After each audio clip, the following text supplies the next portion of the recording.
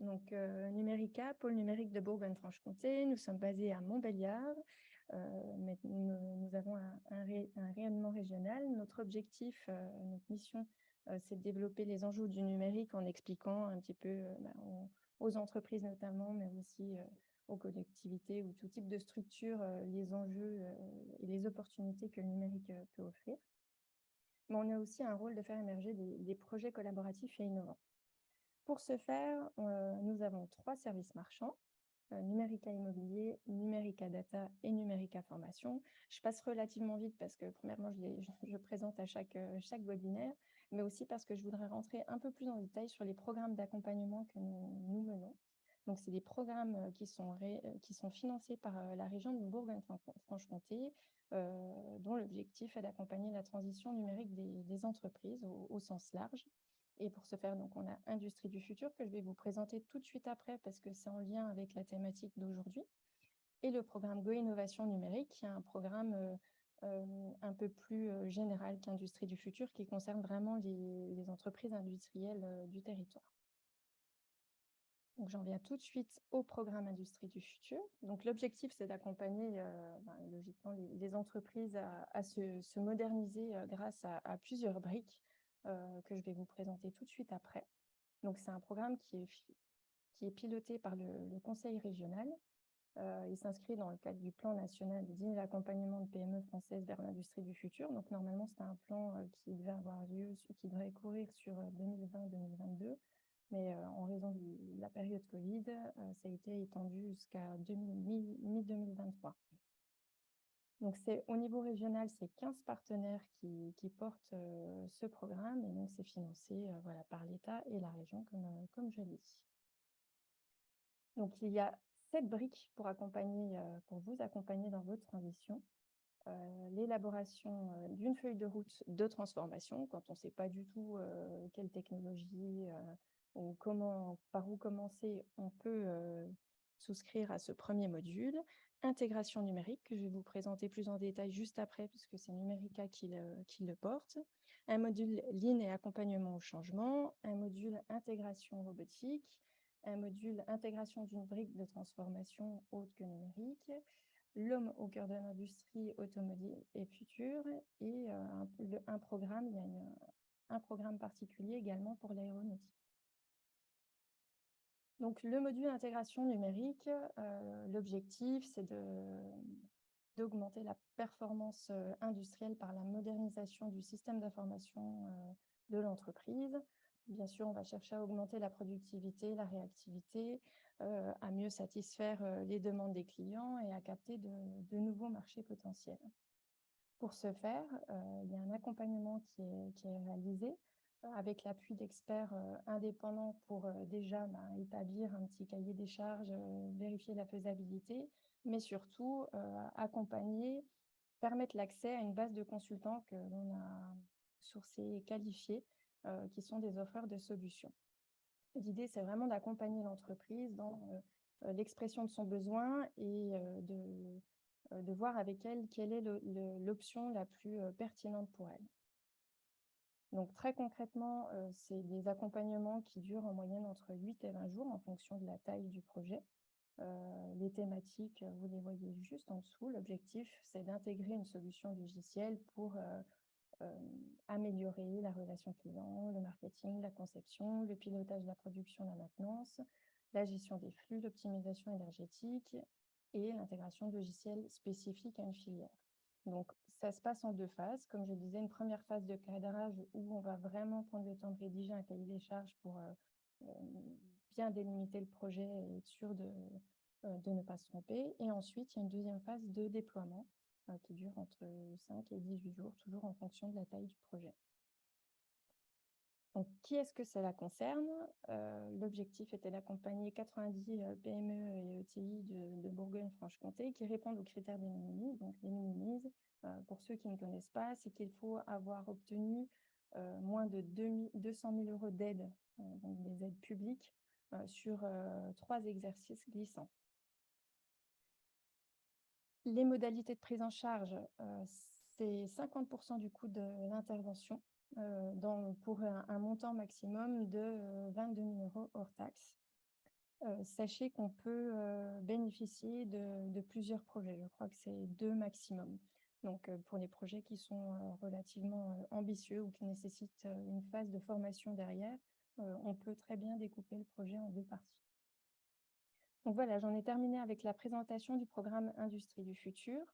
Si vous avez des questions, des besoins par rapport à ça, n'hésitez pas. J'ai normalement envoyé un mail à tout le monde hier soir pour le rappel du webinaire. Donc n'hésitez pas à revenir vers moi et ça me fera un plaisir de répondre à vos questions. Voilà, j'en ai terminé. Je vais maintenant passer la main à Loïc et Christian de Shift Consulting qui vont nous parler du MES.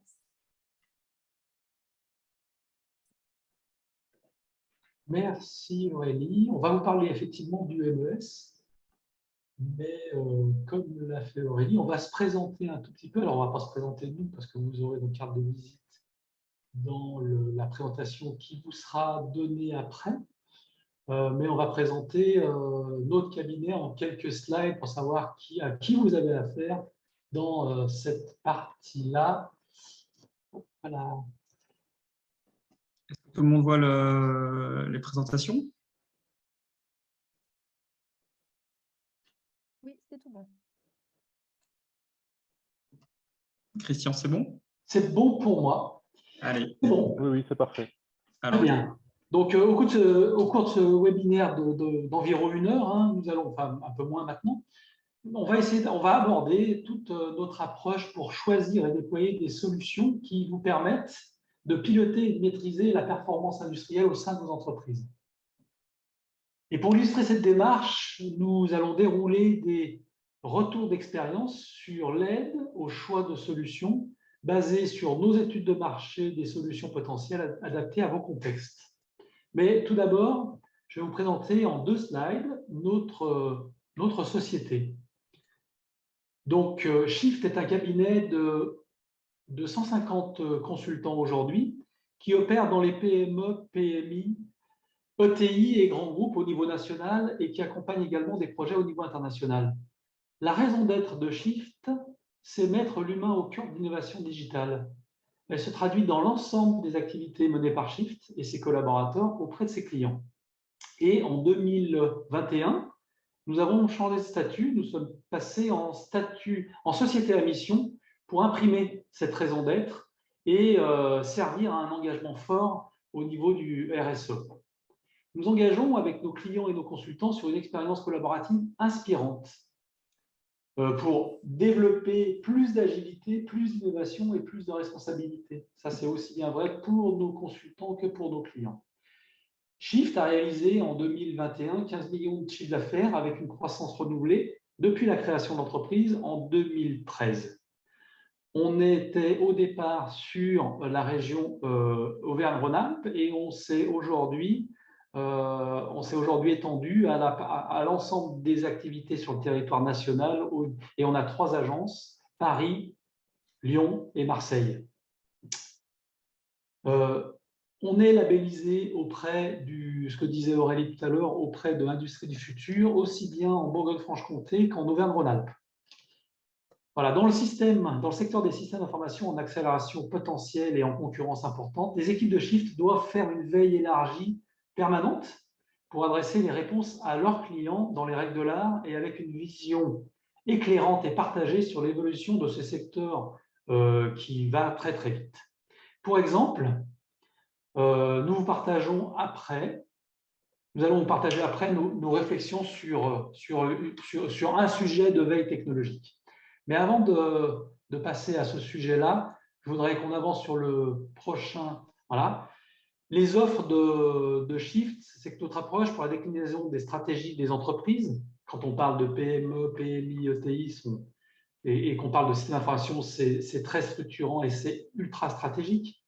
Donc, ces déclinaisons des stratégies d'entreprise sur la transformation de leur système d'information, on la prend dans sa globalité. C'est-à-dire qu'on ne va pas parler d'informatique, on va parler d'organisation, on va parler de ressources humaines, de compétences, on va parler de processus et de méthodes avec les aspects métiers, les aspects activités, à quel secteur on s'adresse, sur quel marché on intervient.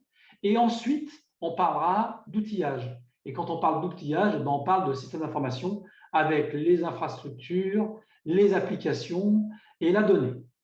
Pour réaliser tout cela, de bout en bout, nos œuvres se découpent en 4 parties. Une partie innovation, qui fait partie intégrante de l'équation de notre accompagnement pour répondre aux attentes de l'entreprise et de ses collaborateurs, sans omettre les engagements sociétaux de chacune des entreprises.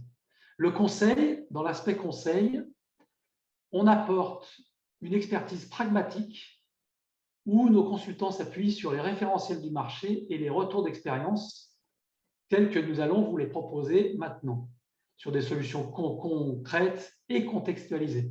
On essaye d'être simple et efficace. Le conseil apporte également de la flexibilité. On est une petite structure, 150 personnes, à taille très humaine, on est ultra réactif et on a une offre qui approche l'ensemble de l'éventail que l'on doit couvrir, c'est-à-dire l'ensemble des dispositifs, les renforts capacitaires, des expertises pointues, ponctuelles, et on est capable de s'engager aussi bien dans des modalités qui sont plus engagement de moyens que dans des modalités qui sont plus engagement de réflexion. Le conseil apporte également une implication importante. Notre devoir conseil, on sait très bien que les sujets qui nous sont confiés sont des sujets ultra stratégiques pour les entreprises. Donc, on n'hésite pas à utiliser notre devoir de conseil pour alerter, pour recommander, pour préconiser. Et enfin, le conseil apporte dans sa 4e facette de l'empathie. On est souvent, on est une petite entreprise, donc on est en cohérence avec notre raison d'être, en cohérence avec les intérêts et celui de vos parties prenantes. On est au cœur de la démarche centrée sur l'expérience et évidemment par rapport aux collaborateurs de l'entreprise sur le parcours utilisateur qu'ils font dans les systèmes d'information de demain. Et la brique importante de nos activités, c'est le projet. Une fois qu'on a parlé d'innovation, une fois qu'on a parlé de conseil, eh bien, il y a toute la partie mise en place des solutions. Donc, le projet met en œuvre les préconisations qui ont été faites dans les 2 premières parties, les recommandations, et on réalise la phase projet avec les inputs du conseil et avec l'implication d'innovation. Et enfin, on a une dernière brique, c'est la formation, puisqu'on a vu qu'on parle de compétences aussi dans nos sujets. Donc, la formation propose la montée en compétences des ressources de nos clients sur des méthodes, des outils, pour accompagner également leur transformation et leur évolution dans cette belle aventure des systèmes d'information.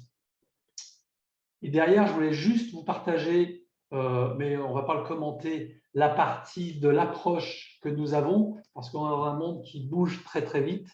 Et là, on vous propose la dette IT sur cette approche. Je ne sais pas, j'ai l'impression qu'on est… Hop, Ludovic, merci. Voilà. On a une veille IT, une veille des systèmes d'information et des évolutions quotidiennes. Hein. Et là, on voulait vous partager nos réflexions, les dernières réflexions sur la dette IT, donc tout ce qu'on peut lire, hein, et vous aurez l'occasion. Cette approche, nous, de la dette IT, on l'a dans tous nos diagnostics depuis longtemps sur les systèmes d'information de nos clients avec l'utilisation de standards, de référentiels et de méthodes appropriées. Ce qui nous permet d'obtenir une vue 360 de l'ensemble de l'organisation, des méthodes et des processus et des systèmes d'information en place pour répondre aux enjeux et aux objectifs de nos clients.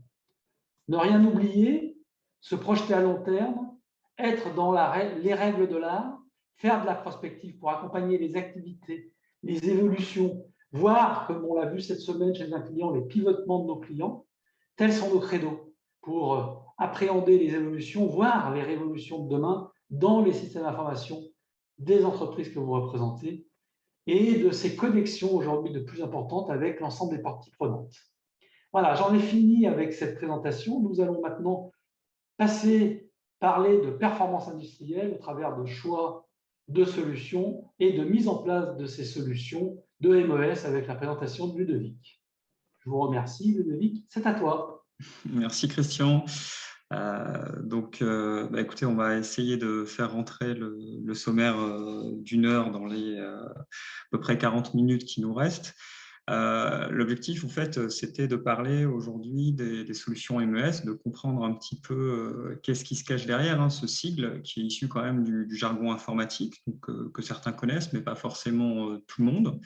Donc, comprendre à quoi ça sert, on va dire, sur la base de sa définition un petit peu théorique, et puis des schémas de consultants qu'on va vous partager, mais aussi à travers le partage d'un cas client qu'on a réalisé en région Bourgogne-Franche-Comté, pour lequel, effectivement, on a fait un accompagnement conseil et qui illustrera de manière concrète à la fois qu'est-ce qu'attendait notre client par rapport à son sujet et sa problématique au niveau du MES, et comment l'accompagnement conseil en fait, lui a permis de bien préparer son projet. Et puis à la fin, on s'attardera aussi sur voilà, vous situer un petit peu les solutions, les éditeurs de solutions du marché pour avoir un petit peu quelques marques.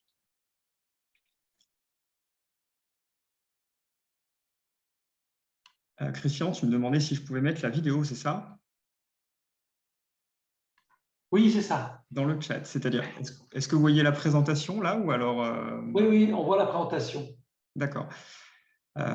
Et du coup, la vidéo que tu demandais, c'était… Parce que je ne te voyais pas, mais c'est pas très grave. Hein. Alors, je vais m'effacer le temps de la présentation pour avoir un maximum de visuel sur le contenu de ce qu'on projette.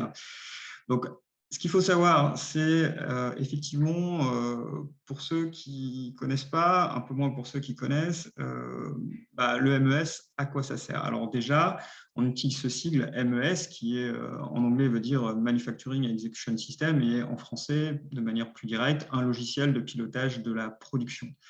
Moi, en vue de cette présentation, pour comprendre en fait à quoi sert un MES, j'ai trouvé quelque chose de très bien fait. C'est un contenu qui est disponible sur le site du club MES, en fait, et qui pose une liste de questions très concrètes en fait des acteurs de la production et puis de l'industrie.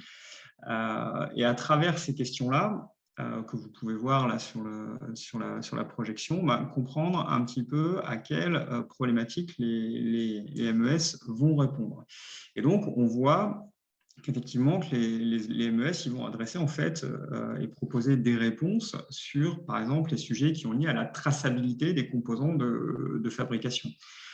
Ils vont répondre aussi à des sujets autour de la productivité des opérateurs et des lignes de fabrication, le suivi et le respect des modes opératoires et des procédures, le suivi et l'amélioration des temps de production avec des retours et de l'analyse de données a posteriori, la connaissance et la maîtrise des délais de fabrication. Voilà. Est-ce qu'on est en capacité de livrer une commande importante dans le délai qui a été demandé par le client? Ce sont des outils qui vous aideront à trouver des réponses. Et puis, je l'évoquais un petit peu tout à l'heure, donc tout un recueil de données qui pourront être exploitées a posteriori pour faire de l'analyse de données et prendre des décisions pour, pourquoi pas, évoluer son organisation de la production. Le MES, donc voilà, on comprend à quoi il sert. Et puis, ce qui est aussi important, c'est où est-ce qu'on peut le positionner dans un système d'information d'entreprise qui souvent est préexistant en fait à un projet MES. Alors, les systèmes d'information des entreprises, on n'apprend rien, hein, ils sont divers et variés. Ils dépendent de l'histoire de chacune des entreprises et des organisations. Et sur ce schéma, on a dégagé, on va dire, 4 architectures types qu'on retrouve souvent dans les systèmes d'information de l'industrie. Au niveau principal, on trouve souvent un logiciel de type ERP ou à défaut une gestion commerciale pour assurer effectivement les achats, les ventes et le stock, et un ERP quand les entreprises sont un petit peu plus équipées. Le MES, il va se situer vraiment, donc comme son nom l'indique, avec un logiciel de pilotage de la production au niveau des besoins des sites et des ateliers de production, et en gros pour l'exécution des opérations. Le MES, c'est un logiciel, mais c'est avant tout une fonction. C'est-à-dire qu'en fonction de l'architecture du système d'information, vous pouvez trouver des fonctionnalités qui sont typiques des MES, soit dans le schéma de gauche, dans un système d'information qui se serait développé à partir des besoins informatiques qui viendraient plutôt des machines et des automates, voire de la supervision industrielle. Donc, en agrégeant en fait ces fonctions dans un système d'information qui engloberait toute cette partie-là. Et à l'inverse, dans le schéma de droite, vous pouvez aussi avoir des ERP, donc des entreprises équipées d'ERP avec des fonctions de pilotage en fait des opérations de fabrication qui englobent plus ou moins un périmètre MES. Et entre les deux, vous avez des architectures où effectivement, vous avez potentiellement une couche MES ici qui va être liée au logiciel uniquement de supervision, mais qui ne sera pas forcément reliée aux équipements de fabrication. Et puis, vous avez, on va dire, le schéma type en fait, de l'application MES, on va dire, indépendante au sein du système d'information, interconnectée avec les autres solutions, et qui va dialoguer avec les logiciels bas niveau au niveau de la supervision, voire directement des équipements, des machines et des automates, et qui échangera tout son référentiel de données techniques avec le logiciel ERP. En gros, ce qu'il faut retenir ici de cette présentation, c'est qu'il y a de nombreux avantages à s'équiper d'un logiciel MES qui soit dédié, donc c'est-à-dire à viser peut-être une architecture qui soit plus proche de la troisième configuration qui est proposée ici.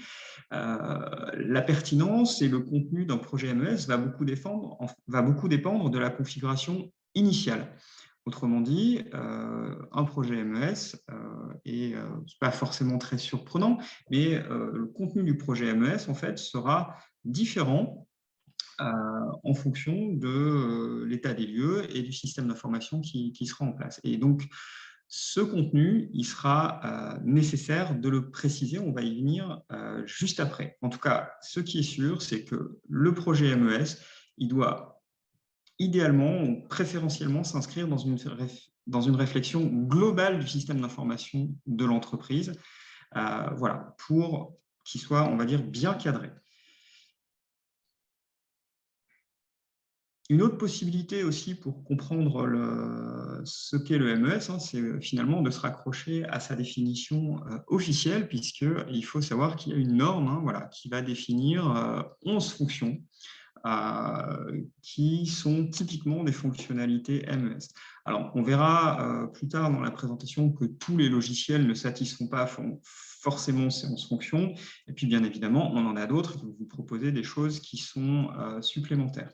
Mais à travers les 11 fonctions officielles ici, on retrouve finalement les problématiques et les sujets qui étaient évoqués dans les questions concrètes il y a deux slides et qui étaient posés par le club MES. On va retrouver toutes les problématiques d'acquisition de données des équipements, d'ordonnancement de la production, de la gestion du personnel. Attention, on n'est pas dans un système d'information RH, mais plutôt on va dire de gestion des ressources. Et puis la traçabilité, les contrôles qualité, la maîtrise des procédés, l'analyse a posteriori de la performance industrielle, la gestion documentaire et puis aussi la gestion de maintenance. Même si sur ce dernier point, il y a des solutions candidates déjà qui existent depuis très longtemps pour gérer la maintenance de manière spécifique. Une fois qu'on a énoncé en fait, voilà, toutes ces fonctions qui vont définir ce qu'est une solution MES, en écho au schéma que je vous présentais sur la diapo précédente, on comprend très vite qu'en fait le MES il est lié à l'ERP, ou en tout cas il a vocation à être lié à l'ERP qui est mis en place. Et donc il y aura des interfaces informatiques entre ces deux systèmes pour qu'ils communiquent sur des données communes, notamment voilà, la liste, l'organisation des ateliers, la liste des machines, mais aussi les gammes et les nomenclatures de fabrication des articles fabriqués. Également, c'est l'ERP qui a vocation, dans un schéma idéal, on va dire, à générer les ordres de fabrication, généralement qui sont issus d'un calcul de besoin net ou d'un calcul de MRP, pour les redescendre ensuite dans le logiciel MES qui, lui, assurera leur exécution. Et puis après, on a effectivement ces données de production qui sont partagées, mais des données qui vont être propres à chacune des deux solutions, qui vont rester soit au niveau de l'ERP, c'est-à-dire que comprendre ici que le MES peut, mais n'a pas forcément vocation initiale à connaître le client qui est derrière une fabrication. Il peut, mais il n'a pas forcément vocation non plus à connaître la liste des fournisseurs, etc. En revanche, il va voilà, être maître, en tout cas avoir les données de référence en ce qui concerne tous les équipements, les arrêts de production et les données qualité. À l'écran, qu'est-ce que ça donne? Je vous ai mis ici plusieurs copies d'écran en fait, de solutions MES. Voilà, pour qu'on puisse se projeter de manière très directe sur comment est-ce que toutes ces définitions théoriques et ces schémas autour du système d'information, ça se traduit pour les utilisateurs et, j'ai envie de dire, pour les opérateurs de production dans l'atelier, sur leur écran, que ce soit un écran de PC dans un bureau ou que ce soit un écran tactile positionné à côté du poste de travail.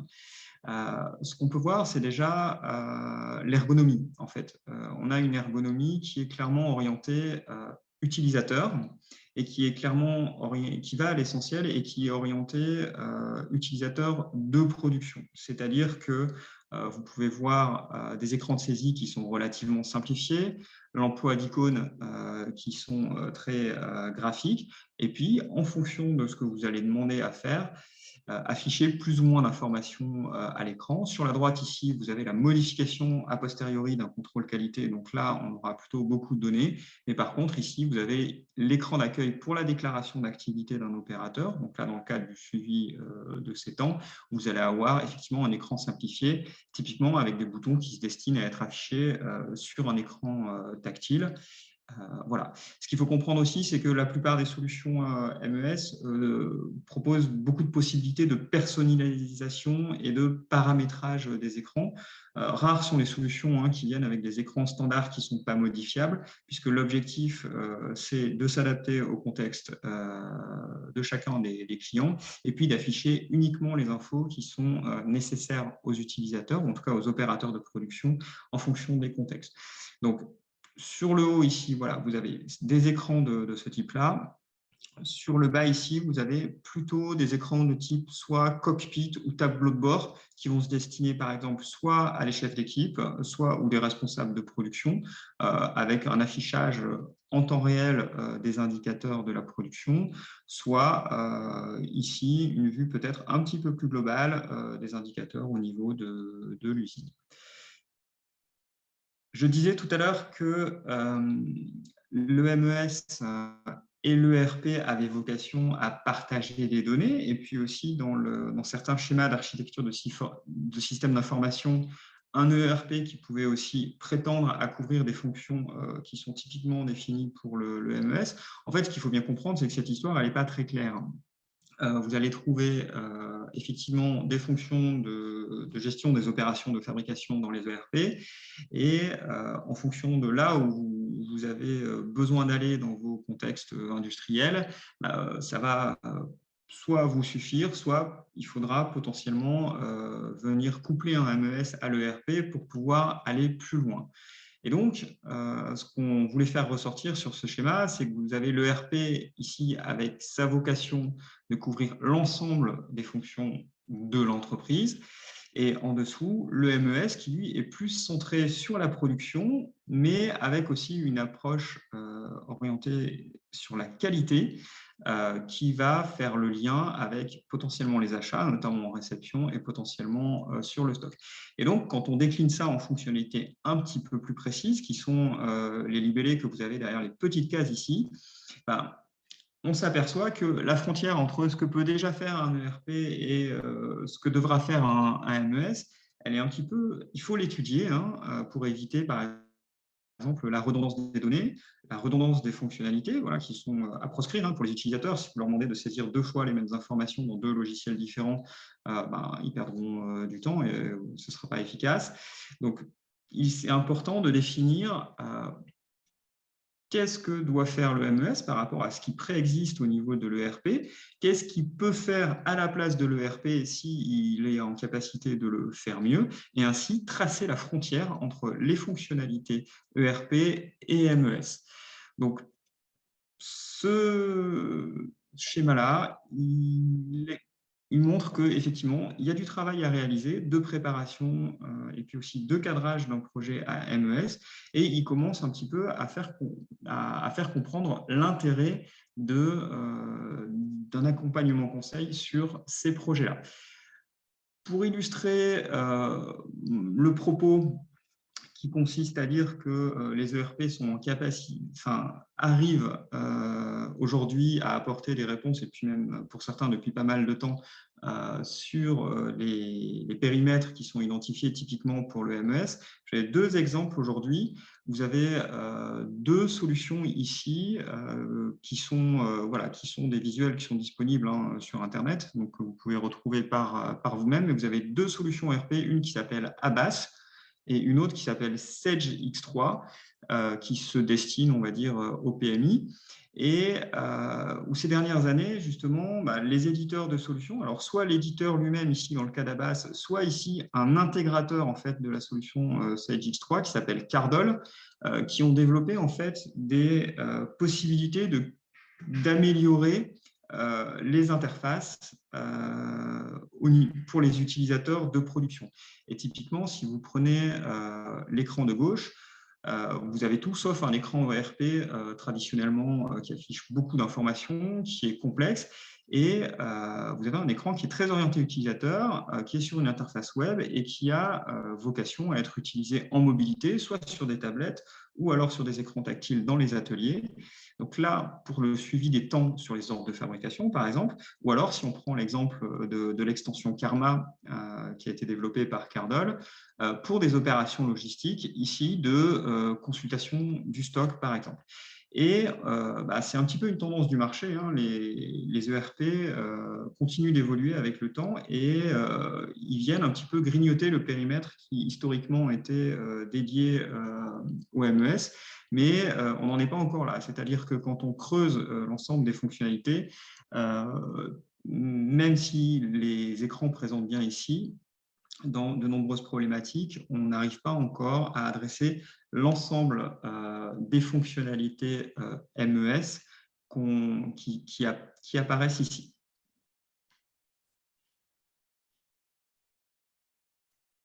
Voilà pour la présentation un petit peu théorique des MES. Maintenant, on va revenir plus particulièrement on va vous partager en fait un cas client qu'on a adressé chez nous. Donc, je vous rassure, on va le faire en un petit peu moins de 25 minutes. Pour voir concrètement comment on a conduit la réflexion et quelle a aussi été l'approche au niveau conseil. Pour ça, je vais vous présenter rapidement un petit peu le contexte du client. On vous expliquera ce qu'on a fait pendant la phase d'audit. Et puis, on vous présentera les scénarios qu'on a présentés à nos clients avant de choisir de partir sur une consultation MES classique. Donc, le client en question, on ne va pas le nommer pour des raisons évidentes d'anonymisation, mais on peut vous dire que c'est un industriel donc de votre région qui a environ 120 salariés et qui réalise un chiffre d'affaires d'environ, on va dire, presque 20 millions d'euros. C'est une filiale d'un très grand groupe industriel américain qui, lui, fait plus de 13 milliards de dollars de chiffre d'affaires et qui est présent partout dans le monde. Et en fait, ce client-là, qui est un industriel, manufacturier, qui a une production qui s'organise, on va dire, en deux phases, avec des ateliers de mécanique et puis ensuite des lignes de montage plutôt manuelles. En fait, il nous a adressé pour une problématique initiale de suivi de la productivité. Et parallèlement à ça, quand on a fait la phase d'audit, eh ben, on a aussi, en discutant avec lui, compris qu'il était équipé d'une solution ERP, qui était une solution assez présente sur le marché, mais qui était vieillissante et que le groupe américain auquel il appartient envisage de renouveler complètement l'ERP. On était aussi dans un contexte où le responsable informatique en place est un responsable historique qui approche en fait du départ en retraite. Et puis, on a aussi un élément de contexte important, c'est que la culture groupe d'investissement dans l'informatique n'est pas très, très élevée. On est plutôt sur des niveaux très, très faibles d'investissement. Et donc, le projet MES auquel on a abouti à la fin, et puis on va expliquer comment on en est arrivé là, c'est une réponse à un besoin initial en fait d'améliorer le suivi de la productivité au sein des ateliers à court terme et un besoin en fait à plus long terme de sécurisation du système d'information industrielle de l'entreprise. Alors, je vous ai mis ici, pour qu'on comprenne bien quel est le point de départ, c'est un visuel en fait, de la feuille de suivi de la productivité. Donc, quand le client est venu, on a reçu le dossier du client, effectivement, on nous a expliqué que la productivité, elle était suivie au travers de fichiers Excel, mais qu'en amont, il y avait des feuilles qui étaient distribuées aux opérateurs dans les ateliers pour qu'ils déclarent, leurs affectations de travail a posteriori et les temps qu'ils ont passés sur, grosso modo, chacune des lignes. Donc, en fin de semaine, ces feuilles de recueil des données de productivité, elles sont collectées pour comparer les temps déclarés avec les temps théoriques qui sont issus des gammes de fabrication qui viennent de l'ERP. Et les feuilles, en fait, elles sont recopiées par un chef d'équipe dans un fichier Excel où là sont croisées les données. Donc, autant vous dire que tout ça, ce n'est pas très efficace en termes de temps passé, parce qu'entre le recueil de la donnée sur la feuille, la recopie par le chef d'équipe et l'analyse a posteriori du fichier Excel, il y a pas mal de temps qui se passe et on n'est pas dans un processus efficace, on va dire, de construction de l'indicateur de suivi de la productivité. On peut comprendre aussi assez facilement qu'un tel mode de fonctionnement, qui est plutôt structuré, réfléchi et construit, en tout cas, il n'empêche pas la multiplication des erreurs dans les déclarations, ne serait-ce que voilà, on n'arrive pas à lire le chiffre qui a été écrit, donc on va en mettre un par défaut, etc. Donc, quand on a reçu cette problématique client au niveau de Shift, en fait, on avait quand même un pressentiment qui est de dire le client devra probablement s'équiper d'un MES. Mais quand on en a rediscuté avec Christian, justement, on n'était pas complètement sûr parce que le sujet initial de suivi de la productivité est assez, on va dire, cantonné à un petit périmètre. Donc, ce qu'on a proposé en termes d'accompagnement conseil pour notre client, c'est dans un premier temps de faire une phase d'audit et de lui présenter plusieurs scénarios pour répondre à sa problématique, avec soit un scénario qui reste concentré sur la problématique initiale de suivi de la productivité, avec une solution qui serait rapide à mettre en œuvre, en attendant que, de toute façon, le groupe américain auquel il appartient engage un projet beaucoup plus structurant de renouvellement ou de remplacement de la solution ERP. Donc, on avait imaginé, pourquoi pas, des solutions de type SaaS qui sont faciles à souscrire et qui vont permettre un déploiement très, très rapide et un traitement du sujet initial. Cela dit, on est des consultants, on ne peut pas s'empêcher de poser des questions. Hein. Et donc, on sait aussi d'expérience la pertinence de recueillir l'expression de besoin sur le sujet qui nous est posé, mais aussi un petit peu au-delà, pour voir si finalement, derrière ce sujet initial, en tirant la pelote de laine et en creusant un petit peu, on ne découvre pas des besoins et des sujets cachés qui viendraient effectivement confirmer notre pressentiment initial, initiale, notre intuition initiale sur le besoin de faire un projet MES. La troisième option, si jamais on n'aboutissait pas au niveau des scénarios, c'était de dire au client, finalement, peut-être que votre problématique, ça vaut, même si elle est importante, il serait plus raisonnable d'attendre le remplacement de la solution ERP qui vient du groupe avant d'engager quoi que ce soit.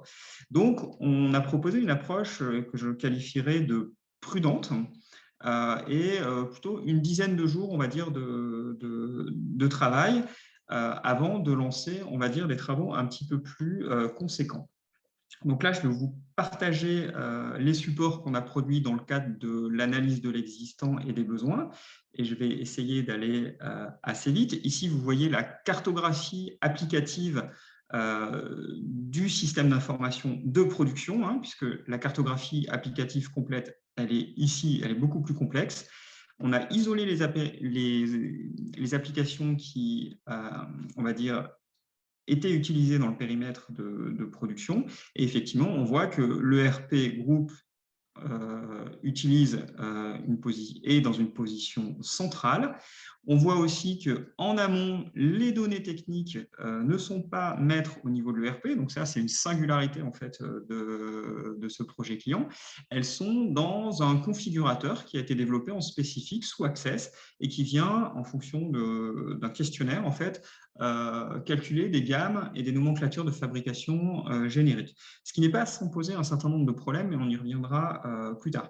Et puis, vous voyez en bleu ici tout un tas d'applications spécifiques qui ont été développées à bon escient hein, par le responsable informatique historique pour justement venir combler, notamment sur le périmètre de production, les limites de l'ERP qui ne répondaient pas à une bonne partie des problématiques des utilisateurs. Et on voit sur cette cartographie que le sujet de productivité qui est géré sous Excel, et bien en fait, c'est une petite partie seulement du système d'information de production. À travers l'analyse de l'existant, on a, puisqu'on parle de productivité, essayé de situer un petit peu les temps, puisqu'il est toujours nécessaire de revenir à la définition de la productivité. Et rapidement, vous avez les temps de fabrication théorique qui sont dans le configurateur développé sur Access, ici disponible à gauche, qui vont atterrir au niveau des gammes de fabrication dans le RP via une interface, et que ce sont ces temps de fabrication théorique par gamme de fabrication qui vont être croisés avec les temps qui sont compilés dans Excel tout à l'heure pour avoir une idée de la productivité. Et eux-mêmes, ces temps seront comparés au temps de pointage en fait, des opérateurs dans le système de gestion des temps, hein, et puis pour mesurer l'écart entre le temps de travail déclaré et le temps de présence sur le site. Vous voyez, quand on construit ce genre de visuel dans le cadre d'une approche conseil, en fait, on ne réinvente pas la roue, hein, on fait simplement la retranscription de ce qui existe. Mais par contre, quand vous avez plusieurs personnes autour de la table, et notamment les décideurs, il est important en fait, de simplifier en fait, et on va dire, les questions qui sont posées, et donc de pouvoir s'appuyer sur des visuels de ce type pour comprendre où se situe la problématique. Un autre genre de visuel partagé, c'est cette diapo-là, dans lequel je vous disais tout à l'heure qu'on n'a pas pu s'empêcher de poser les questions au niveau des besoins des utilisateurs, donc en lien avec le sujet de productivité, donc on en a fait un petit classement ici, et aussi en lien avec les besoins connexes sur la gestion de production. Donc, on s'est posé des questions sur tous les logiciels spécifiques, est-ce qu'ils répondaient bien aux besoins des utilisateurs? Et effectivement, on a fait émerger, comme on s'y attendait, peut-être moins du côté client, des besoins cachés qui sont des besoins importants et qui vont justifier finalement le fait d'aller vers à terme un projet MES. Et puis, on a fait aussi émerger des besoins qui sont liés à la stratégie du système d'information. Hein. Donc, la dépendance forte à un responsable informatique unique qui en plus est sur le départ, et puis en plus passe une bonne partie de son temps. Christian, vous parlez de la dette IT en introduction de ce webinaire, qui passe lui aussi beaucoup de temps à maintenir les applications historiques et donc finalement à pas proposer soit d'amélioration des solutions qu'il a développées, soit la mise en place de nouvelles solutions sur des périmètres qui ne sont pas couverts. Et donc la dette IT, vous l'avez ici, à travers l'interview du responsable informatique qui vous explique qu'il va passer une certaine partie non négligeable de son temps à assurer la maintenance du système d'information en place pour qu'il puisse ne serait-ce qu'être opérant. Une singularité, c'est que dans ce projet de suivi de la productivité, on a eu une contrainte que j'ai mis en évidence ici, qui est donnée par le client, c'est de ne pas toucher au configurateur Access de construction des gammes de fabrication et des temps, parce que c'était un sujet trop compliqué et c'était une limite sur laquelle il ne fallait pas aller. Et donc, la synthèse de l'analyse de l'existant nous a permis de partager avec notre client les points forts et les points faibles de son système d'information. Et je vous expliquais tout à l'heure que quand on fait une restitution, c'est important d'avoir des slides qui font la synthèse des questions qui sont posées. La matrice des forces, des faiblesses, des opportunités et des risques, je pense que vous en avez probablement vu, elle n'est pas très originale, mais c'est un outil qui reste toujours très efficace au moment de, on va dire, synthétiser le problème du client avec lui et se mettre d'accord sur les questions qui sont posées. Et puis surtout, ça nous permet de mettre en avant, on disait tout à l'heure les sujets qui sont liés à la dette IT, mais aussi d'intégrer l'analyse des risques dans la réflexion autour de projet MES. Donc, une fois qu'on a capitalisé toutes ces informations du client, qu'on les a représentées à travers des cartographies et à travers des slides de consultants, on a réfléchi à quel scénario notre client pouvait mettre en œuvre. Et donc, on lui a confirmé un petit peu nos intuitions initiales, mais avec désormais des arguments à l'appui qu'on voyait 3 possibilités. La première d'entre elles, c'est de rester cantonné à son sujet initial de productivité. Pour ça, on lui conseillait de s'équiper d'un module de suivi de la productivité dans MES, c'est-à-dire faire l'acquisition d'un MES, mais de ne déployer uniquement que la fonction de suivi de productivité et suivi des temps. Ce qui lui permettait finalement d'avoir un sujet qui soit facile à adresser, donc en termes de complexité, en termes de temps de mise en œuvre, et puis aussi également en termes de budget. Si on intégrait les besoins cachés qu'on a soulevés pendant la phase d'audit, ou en tout cas qu'on a fait émerger, puisqu'ils étaient connus d'une bonne partie des utilisateurs et des responsables en place, alors on a conseillé au client qu'il avait la possibilité de s'engager sur un projet MES beaucoup plus complet sur l'ensemble du suivi de la production, pas uniquement la productivité, et donc là, qui s'engageait sur un projet forcément un petit peu plus complexe à mettre en œuvre, notamment du fait des temps de fabrication et puis aussi en termes de budget, mais avec une ambition qui est aussi plus relevée. Et puis la troisième solution consistait à attendre, on va dire, le projet ERP. Donc pour justifier ces scénarios, on a repris effectivement les supports qu'on avait créés lors de la phase de l'analyse de l'existant et on les a traduit dans chacun des scénarios sur comment est-ce que cela pouvait se traduire en termes de cible, en termes de projection et vers quoi on allait arriver. Donc, on a repris effectivement la localisation des données, on s'est servi des cartographies applicatives pour traduire l'impact de chacun des scénarios sur le système d'information. Donc, si, par exemple, dans le cas du scénario 1, on se concentre sur le sujet de la productivité, on voit qu'on n'adresse pas du tout la question de la simplification ou de la rationalisation du système d'information à côté et qu'on laisse exister encore la myriade d'applications spécifiques qui composent le système d'information. Ici, le scénario se traduit en termes aussi derrière de comment est-ce qu'on fait pour mettre en œuvre un module de productivité d'une solution MES. Donc, vous voyez qu'on avait un scénario à 6 étapes qui était relativement simple. Si on décline le sujet d'un projet qui n'est non plus de la productivité, mais qui va adresser l'ensemble du suivi de la production, et ben, on va effectivement voir qu'on est en capacité effectivement de simplifier ici aujourd'hui la base de données de référence pour les temps qui sont déclarés par les opérateurs. On va voir sur la cartographie applicative qu'on va impacter un périmètre plus important du système d'information, d'où le facteur de complexité associé, mais qu'à terme, si le MES remplace l'ensemble des cases qui sont colorées ici, on aboutira à une simplification assez bienvenue et drastique du système d'information qui sera à moyen terme bénéfique pour l'entreprise. En termes de scénario de projection, dans ce cas-là, il faut entamer une consultation beaucoup plus classique. Et donc, on a un nombre d'étapes qui va doubler par rapport, on va dire, au scénario initial, qui passe par la rédaction d'un cahier des charges, le fait d'identifier et d'adresser des éditeurs de solutions, d'analyser leurs réponses, de construire une shortlist de solutions, de les voir en soutenance pour des démonstrations et de mettre en concurrence les solutions qui se seront révélées les meilleures avant d'aboutir à la signature du contrat. Donc,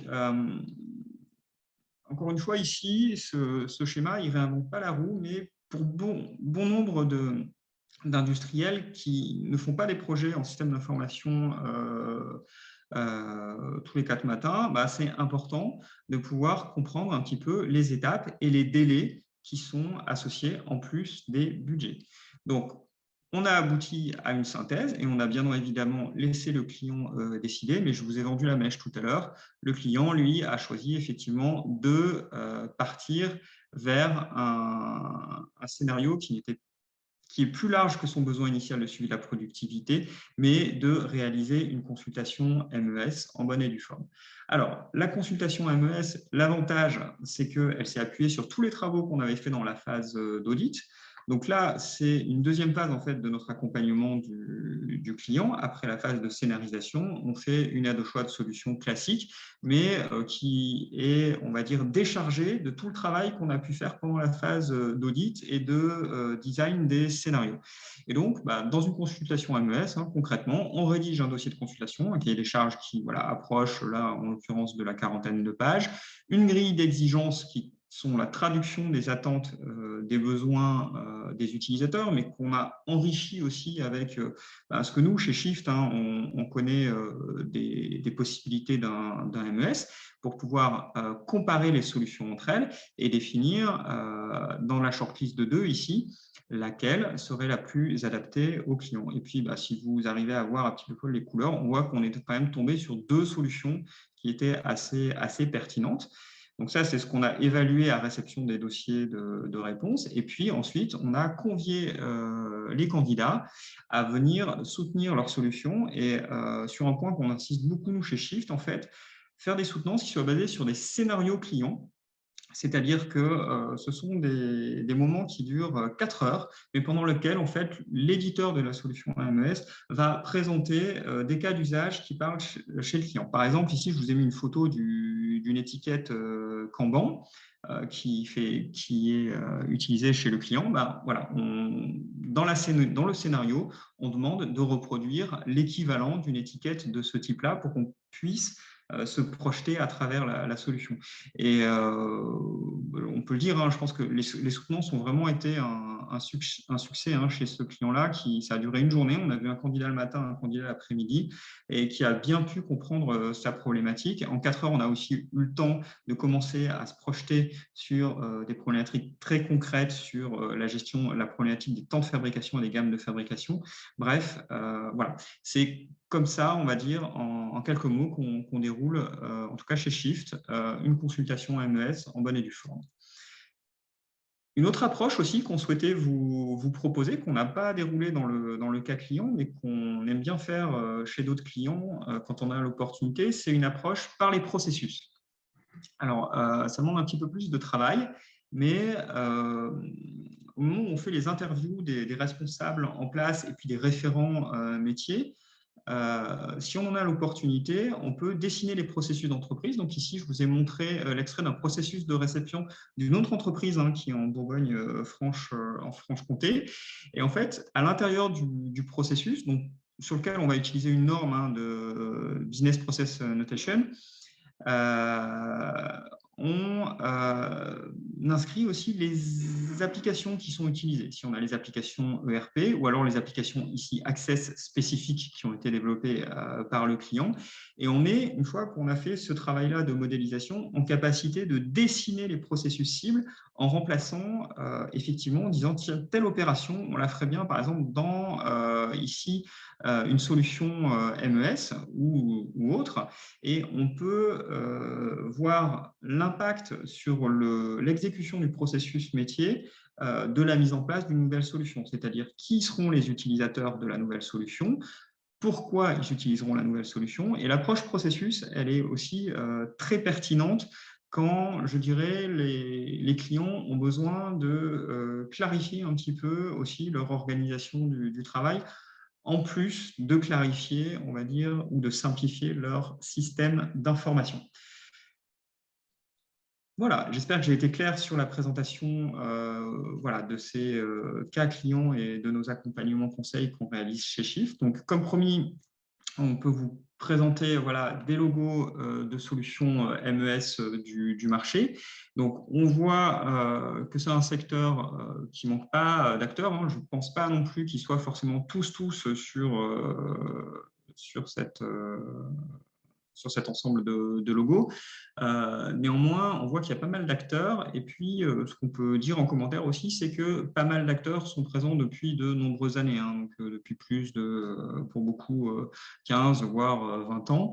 En revanche, on peut voir aussi qu'il y a moins d'intégrateurs partenaires de solutions. Comme souvent, ce sont, alors pas dans tous les cas, hein, bien évidemment, mais souvent, ce sont quand même les éditeurs qui viennent mettre en place la solution chez les clients.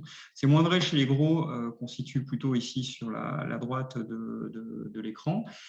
Et puis, en commentaire, on peut dire aussi que nous, on observe chez Shift un petit phénomène de concentration aussi au niveau des éditeurs de solutions, alors qu'il va s'expliquer par plusieurs aspects. Hein. C'est la stratégie des gros éditeurs de solutions du marché, hein, ceux qui éditent des solutions ERP.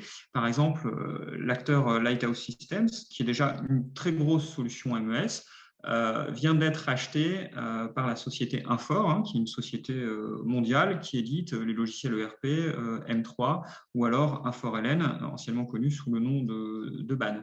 On a aussi Cassar MES qui a été racheté récemment par un intégrateur de Sage X3 qui s'appelle Cardol, qui est un des plus gros intégrateurs de Sage X3 en France.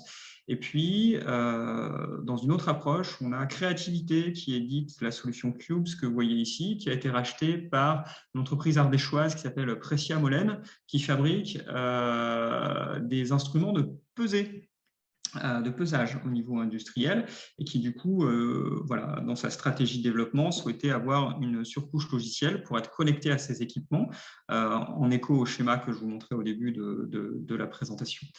Qu'est-ce qu'on peut faire comme remarque aussi? Oui, on peut dire qu'il y a aussi des acteurs un peu plus récents, contrairement à ce que je disais tout à l'heure, tels que Planilog, qui eux sont dédiés en fait uniquement à la planification et à l'ordonnancement. Donc sur l'ensemble des 11 fonctionnalités MES, ils vont en adresser essentiellement une seule.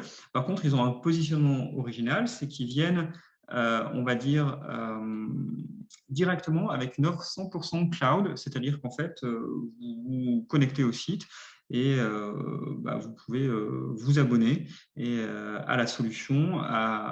Voilà, donc c'est un côté un petit peu plus abordable, mise en œuvre un petit peu plus direct, avec une problématique qui est plus ciblée au niveau de l'ordonnancement et de la planification avancée.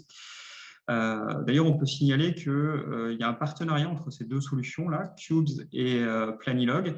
Cubes disposait historiquement et dispose toujours en fait d'un module d'ordonnancement, mais comme c'est un sujet qui est très spécifique, parfois complexe pour les éditeurs d'aller très loin dans l'application avancée, ce que proposent par exemple des acteurs du marché tels que Hortem, Sissi ou Preactor.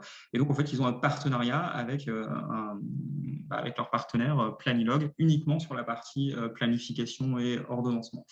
Donc, on va dire un avantage aussi d'un accompagnement conseil, c'est aussi de bien se faire conseiller sur les acteurs qui sont en place.